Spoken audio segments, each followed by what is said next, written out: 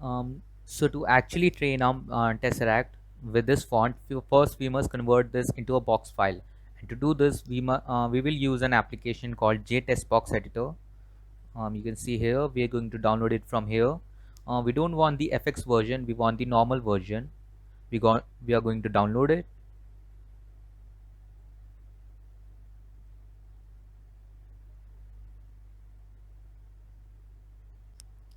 Then we are going to extract it.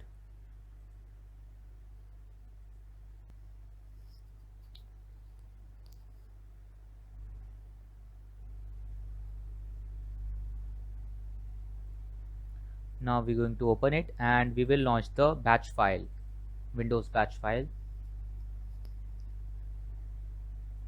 Open it up. Then we're going to go to tools. We're going to go to merge tiff and select the file.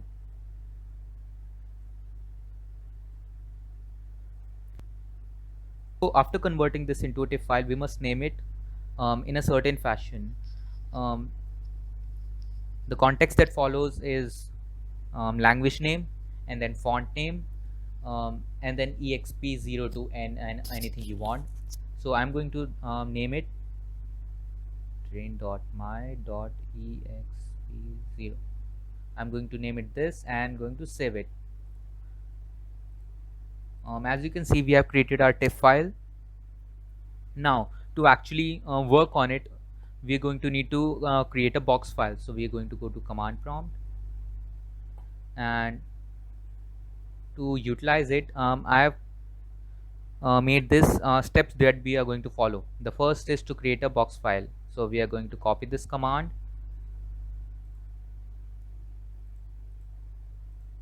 and then we are going to run it.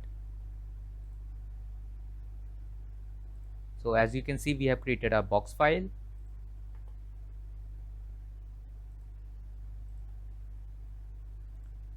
Now the next step would be to create a training file.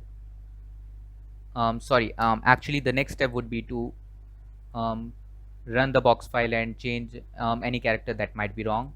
So we are going to go to our box editor. We are going to box trainer, open.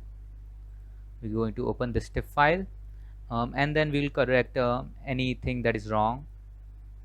Like this B, it should be 6 and we're going to, okay, it should be 6 and then we are going to save it. With that done, now we will follow our next step, which is to create a training file. So we are going to copy this and run this command by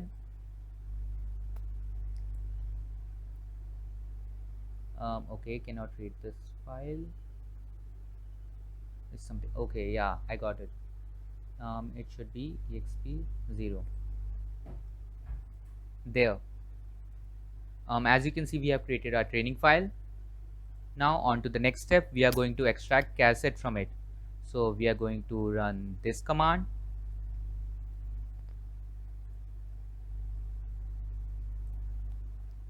and you can see that we have created a file called unicassette. Now the next step would be to create a file simply called font properties. So we are going to run this command.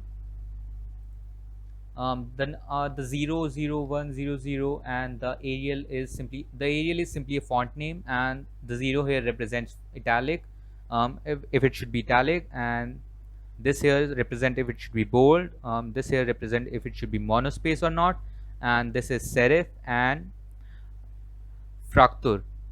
So we are going to copy it and then run it. So you can see we have created a file called font properties.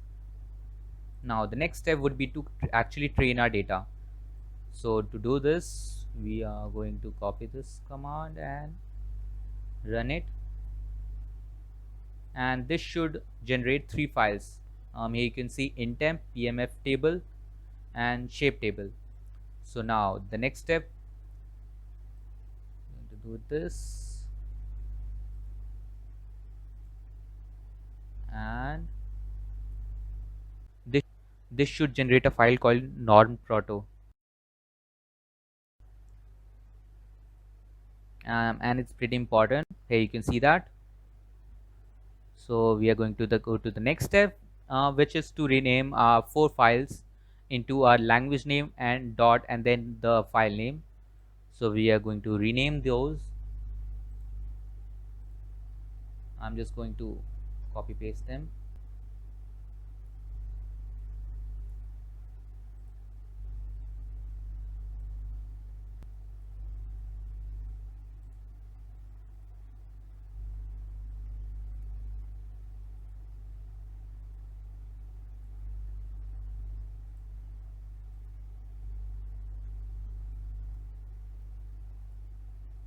So you can see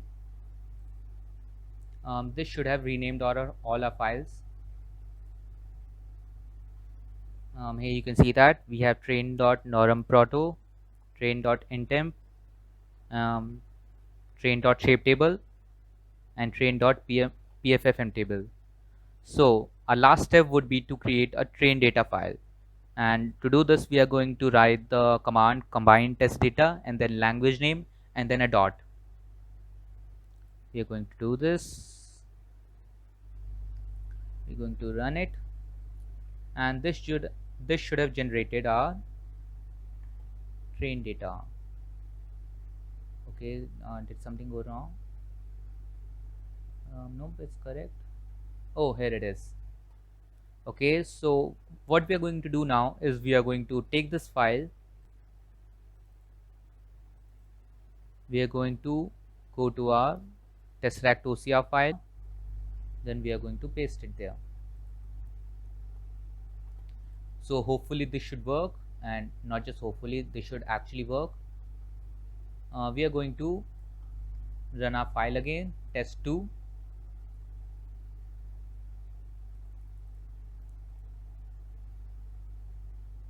This file right here, you can see that.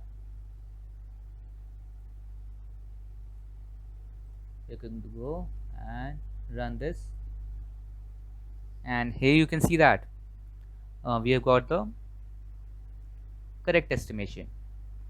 And so that's how you can train your tesseract model.